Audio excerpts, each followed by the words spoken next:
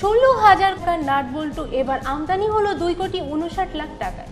Global TV online থেকে আপনাদের সাথে আছি আমি মেহনা শাওরিন অর্থী। রাষ্ট্রীয় মালিকানাধীন power grid company of Bangladesh limited Bharat থেকে টাওয়ারের জন্য 68 কিলোগ্রাম নাট বল্টু ও ওয়াশার আমদানি করেছে, যা $2,39,695 দিয়ে, যা বাংলাদেশি মুদ্রায় প্রায় 2,59,00,000 টাকা।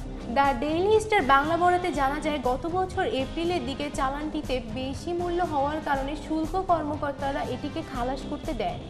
শুল্ক চুক্তি এবং ক্রয় চুক্তির তথ্য থেকে জানা যায়, এর আগে একই পণ্যের 178.8 টন আমদানি করতে পিজিসিবিএল $3,89,252 খরচ করেছে।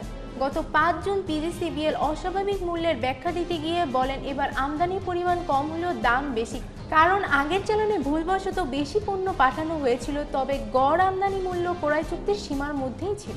নথি অনুযায়ী পিজিসিবিএল 178.87 টন নাট বল্টু ও ওয়াশার সরবরাহের জন্য চীনা কোম্পানির সাথে 2022 সালে একটি চুক্তি করে। মোংলা কাস্টমস কমিশনার একে মাহবুবুর রহমান গত 16 এপ্রিল এনবিআরকে মতামত দিয়ে একটি চিঠি দেন। সেখানে তিনি বলেন, এটাকে ভুল বলে মন্তব্য করা হলেও এদের কার্যক্রম তা বলছে না। চিঠিতে বলা হয়েছে, আমদানিকারক বলছে যে চালানটিকে অসতর্কভাবে ভুল গন্তব্যে পাঠানো হয়েছিল, কিন্তু এটি অসত্য। ফখরুল ইসলাম বলেন, ভারতীয় কোম্পানির অসাবধানতার কারণেই এগুলোর এত উচ্চ মূল্য দেখানো হয়েছে। তিনি গণমাধ্যমকে বলেন, আমরা পরে এটা দেখেছি এবং দেখার পরে চালানটিকে ফেরত পাঠানোর উদ্যোগ নিয়েছি।